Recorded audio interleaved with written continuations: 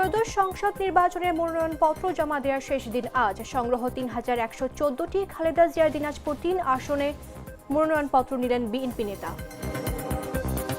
নির্বাচনকে টার্গেট করে অবৈধ অস্ত্র ঢুকছে মন্তব্য স্বরাষ্ট্র উপদেষ্টার। জানালেন নির্বাচনের জন্য সব ধরনের প্রস্তুতি নিচ্ছে মন্ত্রণালয়ে। মোতায়েন থাকবে প্রায় ৩৫,০০০ বিজিবি। রাজধানী সহ সারা দেশে জেঁকে বসেছে শীত। ঘন কুয়াশা ও হিমেল হাওয়ায় বিপর্যস্ত প্রাণ প্রকৃতি। আরও ৩-৪ দিন থাকবে শীতের দাপট, বলছেন আবহাওয়া অধিদপ্তর। মেক্সিকোতে ট্রেন লাইনচ্যুত হয়ে ১৩ জনের মৃত্যু। ইকুয়েডরে সমুদ্র সৈকতের পাশে বন্দুকধারীদের হামলায় নিহত ৬। এবং টি-20 বিশ্বকাপের জন্য স্কোয়াড সাজাচ্ছে অস্ট্রেলিয়া। ঝুঁকি থাকলেও তালিকায় নাম রয়েছে কামিন্স হ্যাজেলউডের।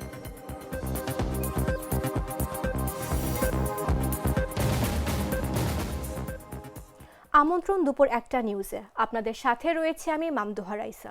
ছাইকৃত লাল সরিষার দানা থেকে তৈরি হয় প্রাণ সরিষার তেল, আসল ঝাঁঝে আসল স্বাদে।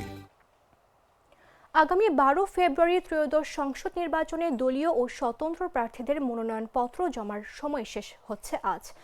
সোমবার সকাল ৯টা থেকে বিকেল ৫টা পর্যন্ত রিটার্নিং কর্মকর্তা ও সহকারী রিটার্নিং কর্মকর্তার কাছে মনোনয়নপত্র জমা দিতে পারবেন প্রার্থীরা। বিএনপি, জামাত, এনসিপি সহ এবার নিবন্ধিত ৫৮টি দলের ভোট অংশ নেওয়ার সুযোগ রয়েছে। কার্যক্রম নিষিদ্ধ। আওয়ামী লীগের নিবন্ধন স্থগিত থাকায় অংশ নিতে পারবেন না। দলীয় প্রার্থীদের ক্ষেত্রে দলীয় প্রত্যয়নপত্র জমা দিতে হবে। আর স্বতন্ত্র প্রার্থী হতে হলে সংশ্লিষ্ট নির্বাচনী এলাকায় ১% ভোটারের সমর্থন তালিকা অথবা সংসদ সদস্য হলেও চলবে। মনোনয়নপত্র জমা দেওয়ার সময় জামানত ৫০,০০০ টাকা সহ প্রয়োজনীয় দলিলাদি হলফনামা যুক্ত করতে হবে। কোনোভাবে ৫ জনের বেশি ব্যক্তি উপস্থিত হতে পারবেন না। মনোনয়নপত্র জমায় কোনো মিছিল ও শোডাউনেও রয়েছে মানা।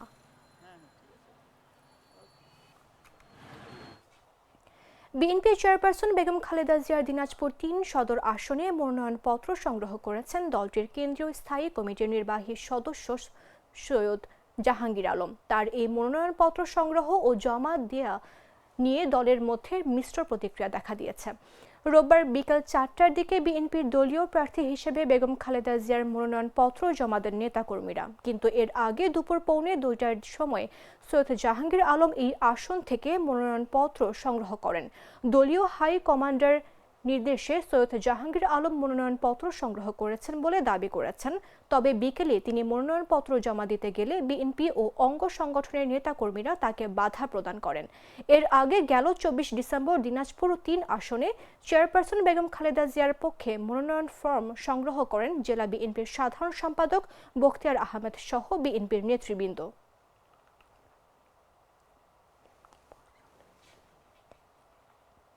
বিএনপি চেয়ারপারসন বেগম খালেদা জিয়াকে দেখতে এবার কেয়ার হাসপাতালে গেছেন ডক্টর জুবাইদা রহমান। সোমবার সকাল ১০টার দিকে তিনি হাসপাতালে পৌঁছান।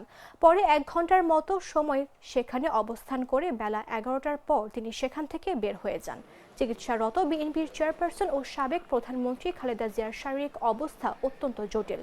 তিনি সংকটময় মুহূর্ত পার করছেন। শনিবার দিবাগত রাতে এ কথা জানান তার চিকিৎসায় গঠিত মেডিকেল বোর্ডের সদস্য ও বিএনপি স্থায়ী কমিটির সদস্য এজেড-এম জাহিদ হোসেন। পরে দেশবাসীর কাছে তার আরোগ্য কামনায় দোয়া চান জাহিদ হোসেন।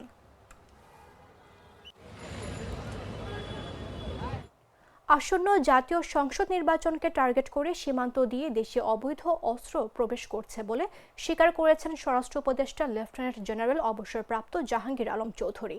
বলেন ২-৪টি অস্ত্র ঢুকলেও সেগুলো ধরা হচ্ছে। সোমবার পিলখানায় বিজিবি সদর দপ্তরের আয়োজিত বর্ডার গার্ড বাংলাদেশ দিবস ২০২৫ উপলক্ষে অনুষ্ঠান শেষে সাংবাদিকদের এক প্রশ্নের জবাবে তিনি কথা বলেন। জাতীয় নির্বাচনের জন্য সব ধরনের প্রস্তুতি স্বরাষ্ট্র মন্ত্রণালয় নিচ্ছে উল্লেখ করে প্রায় ৩৫,০০০ বিজিবি সদস্য নির্বাচনে মোতায়েন থাকবে বলেও জানান তিনি। জাতীয় নির্বাচনের জন্য সব ধরনের প্রস্তুতি স্বরাষ্ট্র মন্ত্রণালয় নিচ্ছে। বিজিবিও আপনারা দেখছেন জাতীয় নির্বাচনের জন্য তারা সব ধরনের প্রস্তুতি তারা নিচ্ছে। প্রায় ৩৫ এবং প্রায়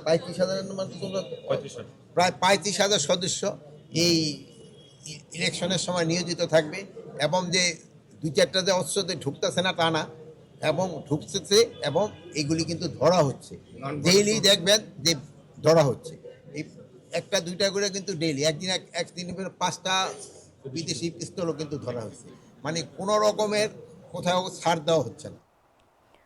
ময়মনসিংহের গফরগাঁওয়ের রেল লাইন তুলে ফেলায় অগ্নিবীণা ট্রেন লাইনচ্যুত হয়েছে। এতে ঢাকা ময়মনসিংহ রুটে ট্রেন চলাচল বন্ধ হয়ে গেছে। সোমবার ভোর 5:30টার দিকে উপজেলার শালটিয়া মাঠখোলা এলাকায় এ ঘটনা ঘটে। গফরগাঁও রেলওয়ে ফাঁড়ির উপপরিদর্শক মোহাম্মদ গোলাম কিবরিয়া বলেন, ময়মনসিংহ থেকে ছেড়ে আসা যাত্রীবাহী আন্তনগর অগ্নিবীণা ট্রেনটি ঢাকায় যাচ্ছিল।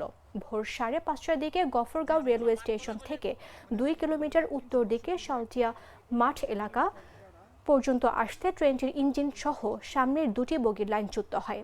এতে ঢাকা ময়মনসিংহ রুটে ট্রেন চলাচল বন্ধ হয়ে যায়।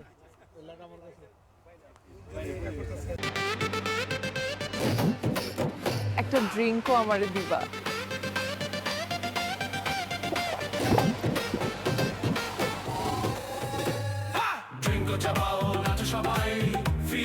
ড্রিঙ্কো হাতে তোমার বিয়ের, হলুদের অথবা রিসেপশনের নাচের ভিডিও #ড্রিঙ্কো দিয়ে শেয়ার করে জিতে নিতে পারো সিঙ্গাপুর হানিমুন ট্রিপ।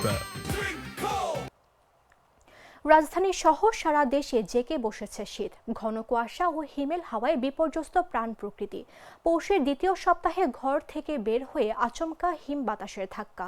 কুয়াশায় আচ্ছন্ন গোটা রাজধানী, নেই সূর্যের দেখা। আবহাওয়ার এমন পরিবর্তনে ছন্দ হারিয়েছে নগর জীবন। বৈরী আবহাওয়ায় বিপর্যস্ত খেটে খাওয়া মানুষ। আবহাওয়া অধিদপ্তর বলছে, ভারতের উত্তরপ্রদেশ থেকে আসা হিমবাহে দিন ও রাতের তাপমাত্রা কাছাকাছি চলে আসায় ঘন কুয়াশা থাকবে আরও 3 থেকে 4 দিন। সংস্থাটি আরও বলছে, আগামী কয়েকদিন মধ্যরাত থেকে সকাল পর্যন্ত সারা দেশের কোথাও কোথাও মাঝারি থেকে ঘন কুয়াশা পড়তে পারে এবং কোথাও কোথাও দুপুর পর্যন্ত তা অব্যাহত থাকতে পারে। ঘন কুয়াশার কারণে বিমান চলাচল, অভ্যন্তরীণ নৌ পরিবহন এবং সড়ক যোগাযোগ ব্যবস্থা সাময়িকভাবে ব্যাহত হতে পারে। এদিকে রাজধানীর বাইরেও জেঁকে বসেছে শীত। কয়েকদিন ধরেই কিশোরগঞ্জ, বরিশাল, ঝালকাঠি, পঞ্চগড় সহ বিভিন্ন জেলায় দুপুর গড়ালেও দেখা মেলেনি সূর্যের। দিনের বেলাতেও যানবাহন চলে হেডলাইট জ্বালিয়ে। শীতের দাপটে হাসপাতালে বেড়েছে নিউমোনিয়া, ডায়রিয়া সহ নানা ঠান্ডাজনিত রোগের প্রকোপ।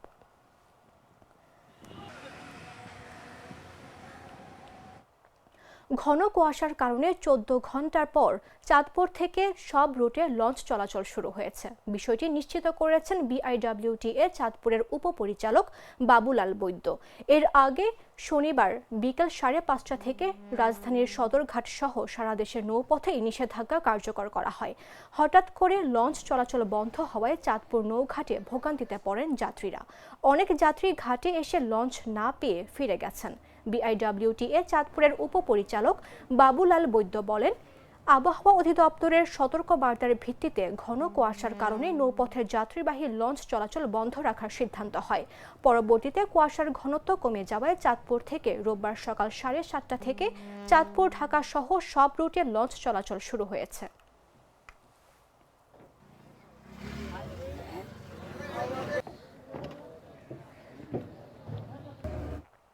সিরাজগঞ্জে দেশীয় অস্ত্র দিয়ে কুপিয়ে আব্দুর রহমান রিয়াদ নামে এক কলেজ শিক্ষার্থীকে প্রকাশ্যে কুপিয়ে হত্যার অভিযোগ উঠেছে।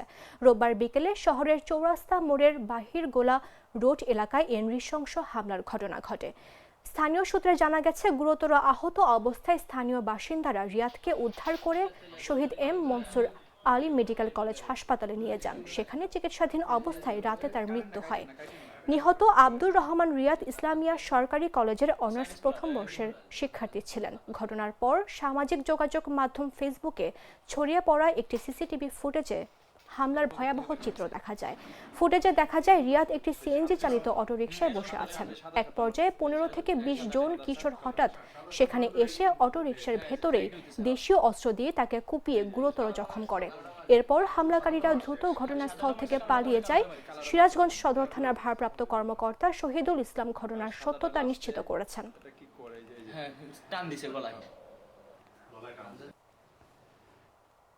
অবলুপ্তির প্রায় 47 বছর পর চট্টগ্রামের মহালক্ষ্মী ব্যাংকের সম্পদ নিলামে তুলছে বাংলাদেশ ব্যাংক। ব্যাংকটি সম্পর্কে সাধারণ মানুষের তেমন ধারণা না থাকলেও সম্পদ নিলামের ঘটনায় নতুন করে আলোচনায় এসেছে ব্রিটিশ আমলে গঠিত ব্যাংকটি।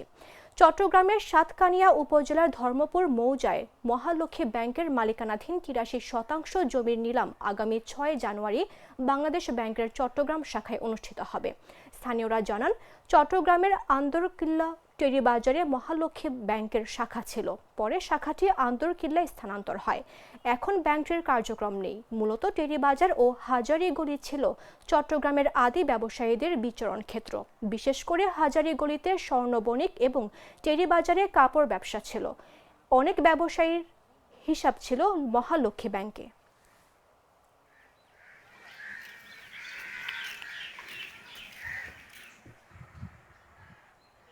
দুধ আর চকলেটে একাকার হয়ে ওঠা প্রাণ লেয়ার সম্পর্কের মিষ্টি ম্যাজিক।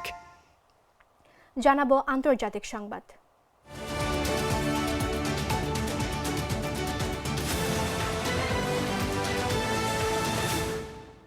মেক্সিকোতে একটি ট্রেন লাইনচ্যুত হয়ে ১৩ জন নিহত হয়েছে।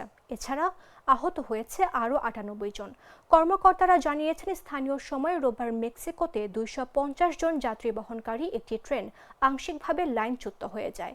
মেক্সিকোর নৌবাহিনী জানিয়েছে, দক্ষিণ ওয়াক্সাকা রাজ্যে ভ্রমণের সময় ট্রেনের ইঞ্জিন লাইনচ্যুত হয়ে যায়। নৌবাহিনী প্রাথমিকভাবে ২০ জন আহত হওয়ার খবর জানিয়েছিল, কিন্তু কয়েক ঘন্টা পর এক বিবৃতিতে ঘোষণা করা হয় যে ৯৮ জন আহত হয়েছেন এবং দুর্ভাগ্যবশত ১৩ জন প্রাণ হারিয়েছেন। মেক্সিকোর প্রেসিডেন্ট ক্লাউডিয়া শেইনবাউম বলেছেন, তিনি নৌবাহিনীর প্রধান এবং অন্যান্য ঊর্ধ্বতন কর্মকর্তাদের ঘটনাস্থল পরিদর্শন এবং ক্ষতিগ্রস্তদের পরিবারকে সহায়তা করার নির্দেশ দিয়েছেন। দেশটির অ্যাটর্নি জেনারেলের অফিস জানিয়েছে, দুর্ঘটনার কারণ নির্ধারণের জন্য তদন্ত শুরু করা হচ্ছে। ট্রেনটি মেক্সিকো উপসাগর এবং প্রশান্ত মহাসাগরের মধ্যে চলাচল করে এবং এটি একটি যাত্রী ও মালবাহী ট্রেন।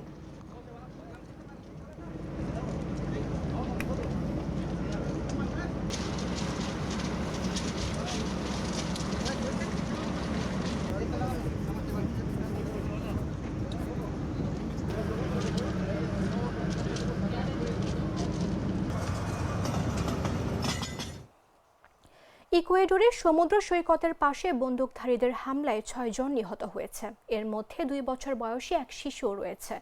পুলিশ জানিয়েছে, স্থানীয় সময় রোববার দক্ষিণ পশ্চিম ইকুয়েডরের সমুদ্র সৈকতের পাশে হামলা চালায় একাধিক বন্দুকধারী।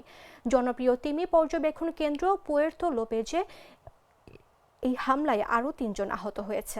একটি ভ্যানগাড়ি ও ২টি মোটরসাইকেলে আসা বেশ কয়েকজন বন্দুকধারী গুলি চালিয়ে পালিয়ে যায়। স্থানীয় গণমাধ্যমের প্রতিবেদনে বলা হয়েছে, চলতি সপ্তাহে ওই শহরে এ নিয়ে তৃতীয়বারের মতো হামলার ঘটনা ঘটল। এসব হামলার এখন পর্যন্ত ৯ জন নিহত হয়েছে বলে খবর পাওয়া যায়। বন্দুকধারীদের অবস্থান এখনও জানা যায়নি। পুলিশ এক বিবৃতিতে জানিয়েছে, প্রাথমিক প্রতিবেদন অনুযায়ী অপরাধী গোষ্ঠীগুলোর মধ্যে অভ্যন্তরীণ বিরোধের কারণে এই হামলার ঘটনা ঘটতে পারে।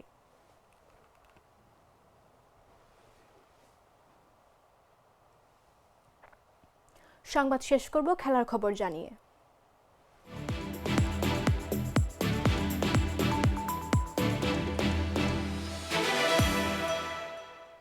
চোটের ঝুঁকি থাকলেও প্যাট কামিন্স, জশ হ্যাজেলউড ও টিম ডেভিডকে নিয়েই অস্ট্রেলিয়া টি-20 বিশ্বকাপের প্রাথমিক স্কোয়াড সাজানো হচ্ছে। তবে কামিন্স বিশ্বকাপে খেলবেন কিনা সেই বিষয়ে চূড়ান্ত সিদ্ধান্ত নেওয়া হবে ৪ সপ্তাহ পর, পিঠের আরও একটি স্ক্যান সম্পন্ন হওয়ার পর। গেল জুলাইয়ে পিঠের লাম্বার চোটের ভোগের পর থেকে মাত্র একটি আন্তর্জাতিক ম্যাচ খেলেছেন কামিন্স। চলমান অ্যাশেজে অ্যাডিলেড টেস্টে ফিরে দারুণ বোলিং করেন তিনি। তবে ঝুঁকি নিতে না চাওয়ায় তাকে সরিয়ে নেওয়া হয়েছে সিরিজের বাকি অংশ থেকে। প্রধান কোচ অ্যান্ড্রু ম্যাকডোনাল্ড জানিয়েছেন, ২ জানুয়ারি আইসিসির নির্ধারিত সময়ের মধ্যে ১৫ সদস্যের স্কোয়াড ঘোষণা করা হবে এবং সেখানে কামিন্সের নাম থাকবে। তবে টুর্নামেন্ট ঘনিয়ে আসলে খেলার বিষয়টি চূড়ান্ত করা হবে। ক্যারিবীয় অঞ্চলে হওয়া ২০২৪ টি-20 বিশ্বকাপের পর থেকে কামিন্স আর কোনো টি-20 ম্যাচ খেলেননি। তিনি আরও বলেন, পেটের আর ৪ সপ্তাহের মধ্যে একটি স্ক্যান হবে। সেটার পরই আমরা জানতে পারব বিশ্বকাপের জন্য সে কোথায় দাঁড়িয়ে আছে। তাকে ১৫ জনের স্কোয়াডে রাখা হবে, এরপর তার অবস্থা মূল্যায়ন করা হবে। ভারতের বিপক্ষে টি-20 দারুণ বোলিং করেছেন জশ হ্যাজেলউড। হ্যামস্ট্রিং ও একিলিস সমস্যার কারণে পুরো অ্যাশেজ মিস করলেও বিশ্বকাপের আগে তিনি ফিট হয়ে উঠবেন বলেই ধারণা করা হচ্ছে।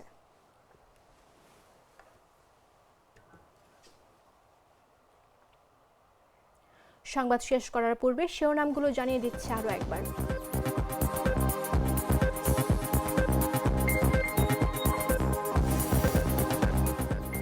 ত্রয়োদশ সংসদ নির্বাচনের মনোনয়নপত্র জমা দেওয়ার শেষ দিন আজ। সংগ্রহ ৩,১১৪টি। খালেদা জিয়ার দিনাজপুর ৩ সদর আসনে মনোনয়নপত্র নিলেন বিএনপি নেতা। নির্বাচনকে টার্গেট করে অবৈধ অস্ত্র ঢুকছে মন্তব্য স্বরাষ্ট্র উপদেষ্টা। জানালেন নির্বাচনের জন্য সব ধরনের প্রস্তুতি নিচ্ছে মন্ত্রণালয়। মোতায়েন থাকবে প্রায় ৩৫,০০০ বিজিবি। রাজধানী সহ সারা দেশে জেঁকে বসেছে শীত। ঘন কুয়াশা ও হিমেল হাওয়ায় বিপর্যস্ত প্রাণ প্রকৃতি। আরও ৩-৪ দিন থাকবে শীতের দাপট বলেছেন আবহাওয়া অধিদপ্তর। মেক্সিকোতে ট্রেন লাইনচ্যুত হয়ে ১৩ জনের মৃত্যু। ইকুয়েডরের সমুদ্র সৈকতের পাশে বন্দুকধারীদের হামলায় নিহত ৬। এবং টি-20 বিশ্বকাপের জন্য স্কোয়াড সাজাচ্ছে অস্ট্রেলিয়া। ঝুঁকি থাকলেও তালিকায় নাম রয়েছে কামিন্স হ্যাজেলউডের।